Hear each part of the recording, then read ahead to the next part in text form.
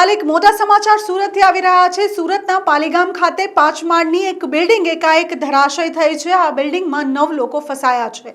આ 9 લોકોને બચાવવાની તજવીજ એનડીઆરએફની ટીમ દ્વારા હાથ ધરવામાં આવી છે। इमारत धराशायी थवानी घटना बनता ज फायर विभाग ने जाण थता फायर विभाग घटना स्थले पहुंची हती अने रेस्क्यूनी कामगीरी हाथे धरी छे। सचिन पोलीस तेमज अधिकारीओ पण घटना स्थले पहुंची चुक्या छे। वात करीए आ बिल्डिंगनी तो 2017 में आ बिल्डिंग बनेलू छे। 2024 में एकाएक आ बिल्डिंग तूटी पड्यु छे। रेस्क्यू माटे फायरनी टीमो पण घटना स्थले पहुंची गई छे। कलेक्टर पोलीस कमिश्नर सहितना अधिकारीओ पण हाल आ घटना स्थले पहुंची चुक्या छे अने आगळनी तजवीज हाथ धरवामां आवी छे। आप જોઈ રહ્યા છો કે સચિન ખાતે પાલીગામ ખાતે આ બિલ્ડિંગ ધરાશાયી થઈ છે। એમાં મને ફાયર કંટ્રોલ દ્વારા સૂચના આપવામાં આવી।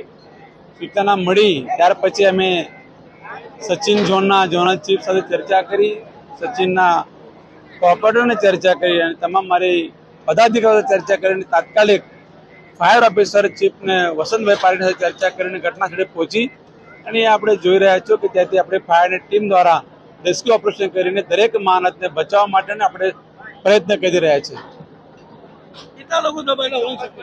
15 જેટલા લોકો દબાવવાની લોકોની સૂત્રોના આધારે માહિતી મળી રહી છે। પરંતુ આપ જોશો જ્યારે તમામ પ્રકારના માર્ગો હટાવવામાં આવશે ત્યારે સાચું ચિત્ર તમારી સામે દેખાશે।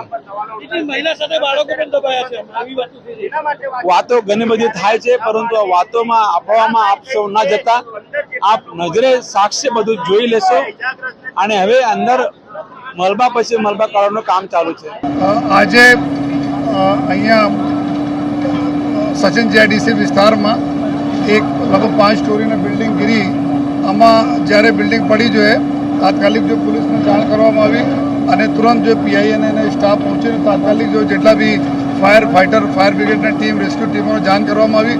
તાત્કાલિક ટીમો પણ પહોંચી ગઈ અને જે તે વખતે લગભગ 2 લોકોના અંદરથી અવાજ પણ આવતી હતી। એક મહિલાને સહી સલામત અહીંયાથી કાઢીને હોસ્પિટલ મોકલવામાં આવેલા છે અને મહિલાના બતાવ્યા પ્રમાણે કે અંદર હજુ મતલબ આ લોકોને એના કહેવા પ્રમાણે 2-3 લોકો જ અંદર હતા જોઈએ અને અંદરથી બી એક અવાજ એક પુરુષના આવી રહ્યા છે જેના વાઇફ બહાર છે જોઈએ અને સાથોસાથ એવું જો ચોકીદાર અહીંયા હતા એનાથી જાણવા મળેલ કે અહીંયા માત્ર 4-5 ફ્લેટો એવા હતા 30 પૈકી જ, બાકી બધા ખાલી હતા। 4-5 ફ્લેટ જમાં અંદર જો લોકો રહેતા હતા અને આજે એક જ પરિવાર હતા, બાકી બધા મજૂરી કામથી બહાર ગયા। એના જણાવવા પ્રમાણે અંદર જો કામ ચાલુ છે, તમામ ટીમો લાગી છે અને ઉમ્મીદ છે કે અભી 2 કલાકમાં લગભગ અંદર પૂરા ક્લિયર થઈ જશે કે અંદર કેટલા લોકો અંદર હતા અને કેટલા લોકો હજુ પણ છે।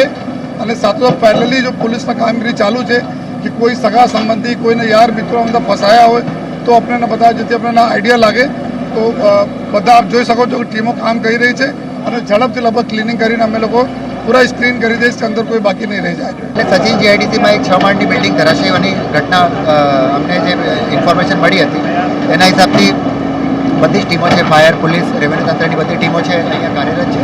રેસ્ક્યુ કામગીરી અત્યારે હાથ ધરાઈ છે। એક મહિલા છે એમનું રેસ્ક્યુ કરવામાં આવ્યું છે। હવે આજુબાજુના રહીશોના કહેવા મુજબ અહીંયા કોઈ બાકી રહેવાની શક્યતા નથી, પણ છતાં આપણે પ્રિકોશનરી લીધે બહુ જ કેરફુલી આપણે આગળ વધી રહ્યા છીએ અને કાટમાળ કાઢવાની કામગીરી ચાલુ છે। એનડીઆરએફ એસડીઆરએફની ટીમ્સ પણ જે આપણી પાસે અવેલેબલ છે એમને પણ બોલાવી લીધા છે।